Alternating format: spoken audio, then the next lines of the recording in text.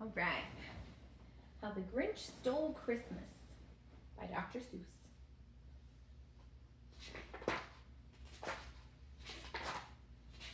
For Teddy Owens. Every Who down in Whoville liked Christmas a lot. But the Grinch, who lived just north of Whoville, did not. The Grinch hated Christmas, the whole Christmas season. Now please don't ask why, no one quite knows the reason. It could be that his head wasn't screwed on just right. It could be perhaps that his shoes were too tight. But I think that the most likely reason of all may have been that his heart was 2 sizes too small. But whatever the reason, his heart or his shoes, he stood there on Christmas Eve hating the Whos, staring down from his cave with a sour, grinchy frown at the warm lighted windows below in their town. For he knew every Who down in Whoville beneath was busy now hanging a mistletoe wreath. And they're hanging their stockings, he snarled with a sneer. Tomorrow is Christmas, it's practically here. Then he growled, with his Grinch fingers nervously drumming, I must find a way to stop Christmas from coming. For tomorrow, he knew, all the Who girls and boys would wake bright and early. They'd rush for their toys. And then, oh, the noise, noise. That's the one thing he hated, the noise. Honestly, so real for the Grinch, hating all that noise. Then the Whos, young and old, would sit down to a feast, and they'd feast, and they'd feast, and they'd feast. They would feast on Who pudding and rare Who roast beast, which was something the Grinch couldn't stand in the least. And then they'd do something he liked least of all. Every Who down in Whoville, the tall and the small, would stand close together with Christmas bells ringing. They'd stand hand in hand, and the Whos would start singing. They'd sing and they'd sing and they'd sing. And the more the Grinch thought of this Who Christmas sing, the more the Grinch thought, I must stop this whole thing. Why, for 53 years I've put up with it now. I must stop this Christmas from coming. But how? Then he got an idea. An awful idea. The Grinch got a wonderful, awful idea. I know just what to do, the Grinch laughed in his throat. He made a quick Santa Claus hat and a coat, and he chuckled and clucked, what a great Grinchy trick. With this coat and this hat, I look just like Saint Nick. All I need is a reindeer. The Grinch looked around, but since reindeer are scarce, there were none to be found. Did that stop the old Grinch? No, the Grinch simply said, if I can't find a reindeer, I'll make one instead.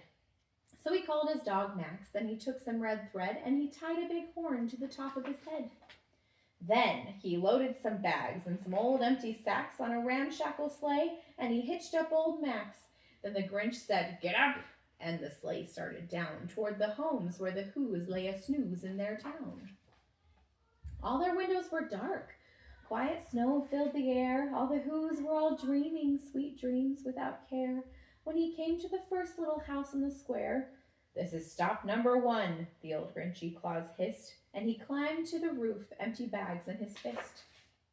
Then he slid down the chimney, a rather tight pinch. But if Santa could do it, then so could the Grinch.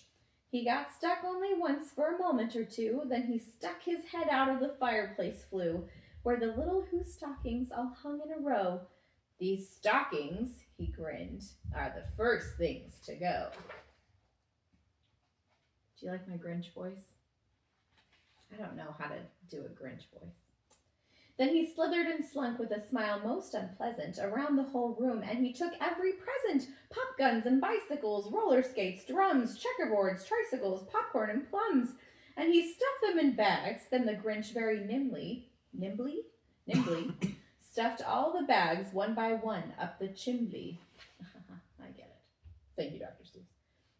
Then he slunk it to the icebox. He took the Who's feast. He took the Who pudding. He took the roast beast. He cleaned out that icebox as quick as a flash. Why, that Grinch even took their last can of Who hash. And he stuffed all the food up the chimney with glee. "And now," grinned the Grinch, "I will stuff up the tree." And the Grinch grabbed the tree and he started to shove when he heard a small sound like the coo of a dove. He turned around fast and he saw a small who, little Cindy Lou who was not more than 2. The Grinch had been caught by this tiny who daughter, who got out of bed for a cup of cold water. She stared at the Grinch and said, "Santa Claus, why are you taking our Christmas tree? Why?" But you know that old Grinch was so smart and so slick. He thought up a lie and he thought it up quick. "Why, my sweet little tot," the fake Santa Claus lied, "there's a light on this tree that won't light on one side. So I'm taking it home to my workshop, my dear. I'll fix it up there, then I'll bring it back here." And this fib fooled the child. Then he patted her head and he got her a drink and he sent her to bed. And when Cindy Lou Who went to bed with her cup, he went to the chimney and stuffed the tree up. Then the last thing he took was their log for the fire. Then he went up the chimney himself, the old liar. On their walls he left nothing but hooks and some wire. And the one speck of food that he left in the house was a crumb that was even too small for a mouse. Then he did the same thing to the other Who's houses, leaving crumbs much too small for the other Who's mouses.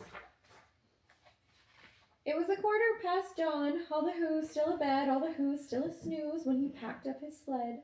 Packed it up with their presents, the ribbons, the wrappings, the tags and the tinsel, the trimmings, the trappings. 3,000 feet up the side of Mount Crumpet, he rode with his load to the tip-top to dump it. "Pooh-pooh to the Who's," he was grinchishly humming.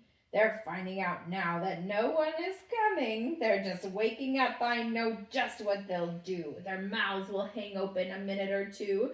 Then the Who's down in Whoville will all cry, boo-hoo."